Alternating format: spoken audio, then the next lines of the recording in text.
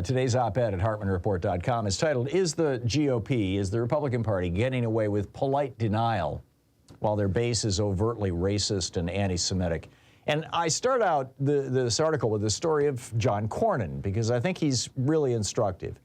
3 days in a row, the day after the story came out about Trump's dinner with Nick Fuentes, the Holocaust denier and white supremacist, and Kanye West, who apparently is, at the very least, a Holocaust denier or an anti-Semite. After this story came out, a reporter for Raw Story cornered John Cornyn as he was walking down the hall, or didn't corner him, he caught up with him as he was walking down the hall in the Senate office building, and said, what do you think about this? And Cornyn said, "I got more important stuff to do." Which led Claire McCaskill on MSNBC to say, Senator Cornyn has more important things to do than take 30 seconds and say to a reporter, you know, I condemn hate and nobody should be sitting with Nick Fuentes, who's a former president. I mean, keep in mind, John Cornyn is not just some Republican senator. He's the #2, he's the Senate Minority Whip. He's the #2 Republican in the Senate. He was the former chair of the Senate Republican Campaign Committee, the SRCC, which Rick Scott is running right now. In other words, he for 4 years, he was the guy in charge from 2009, as I recall, until 2013. John Cornyn was the guy in charge of getting Republicans elected to the Senate. And now he's the #2 guy in the Senate. So first day, Raw Story tracks him down and says, "What do you say?" And he says, "I got better things to do than talk about this." Second day, Raw Story tracks him down in the hallway, and he hops into a senator's only elevator where the reporter can't follow him, refuses to say a word. Now, by this point in time, I mean, it's all over the news that John Cornyn is refusing to condemn Donald Trump. And I'm telling you, he knows this is happening. His staff knows this is happening.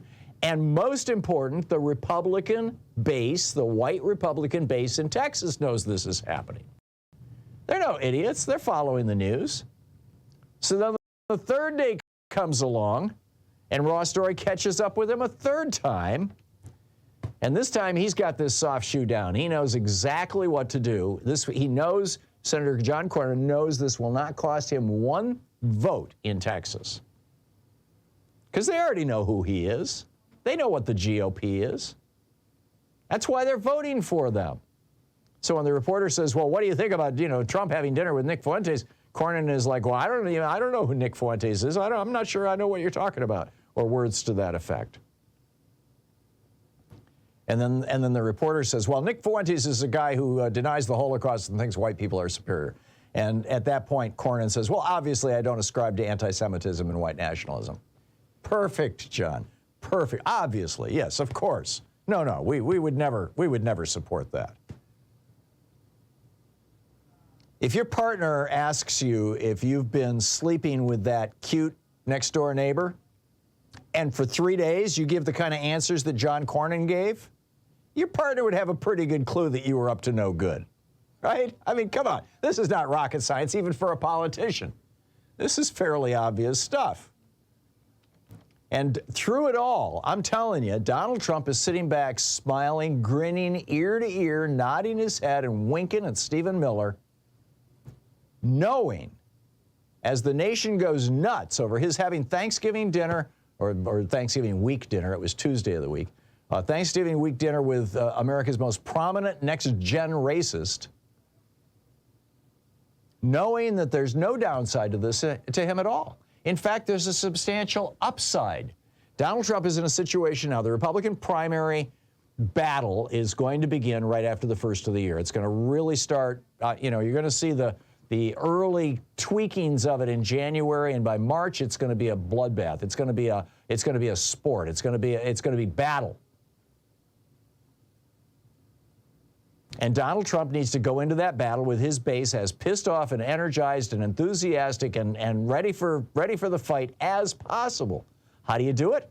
Like this. Have dinner with Nick Fuentes. His base is like, yeah, cool.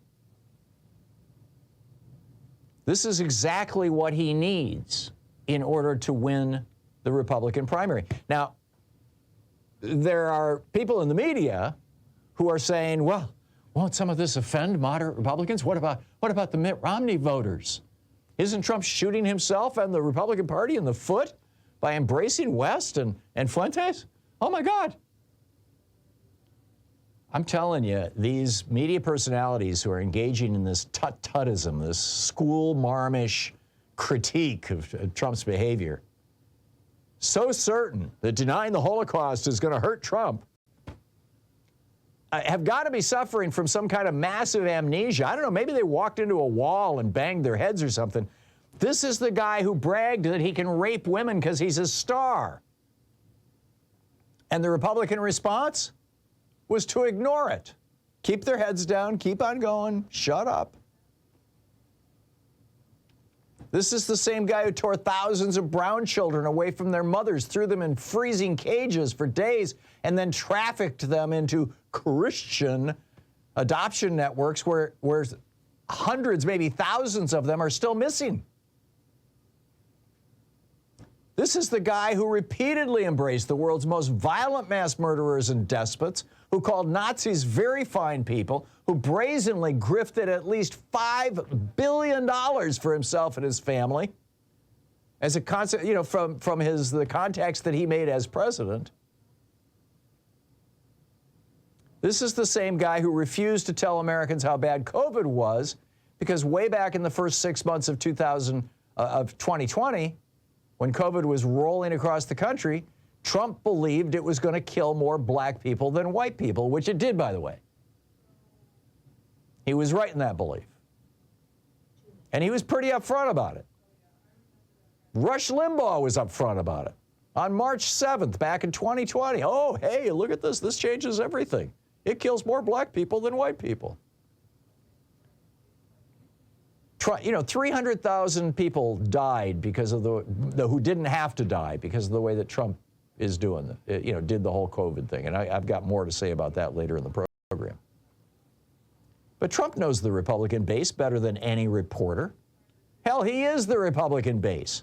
Crude, vulgar, racist, bullying, violent, viewing women exclusively as sex objects, lusting after more and more money regardless of who gets hurt, disdainful and distrusting of democracy, and the elected Republicans, for decades, they've had this, we're Reagan Republicans. We talk about supply-side economics and perverse incentives. Oh, come on. Reagan opened his campaign talking about how, doesn't that upset you when you see a young buck standing in front of you at the supermarket buying steak and champagne with food stamps? In Philadelphia, Mississippi, the place where Schwermer, Goodman, and Cheney, the three civil rights activists, were murdered, to an all-white audience, saying, we gotta protect states' rights. That was Reagan kicking off his campaign. The base knew what Reagan was saying and who he was. George W. Bush, who's afraid of horses, bought a pig farm in Texas so he could walk around dressed like a cowboy and really thicken his Texas drawl. He was really just saying, yeah, I'm a good old white boy, just like you are. The base knew it. And then Trump comes along and says, no, I'm just going to say it out loud. We've been living in polite denial as a nation for about a half century. I am convinced that the white racist base is not that little 20 or 30% that everybody thinks it is, but it's more like 50 or 60%. The election in 1964 was the last time a majority of white people voted for a Democrat, period, for president. There's something here. This is the Thom Hartmann Program. There was a 2012 study conducted by researchers from Stanford, UMass, and Michigan and Chicago. 59% of white people have anti-black bias.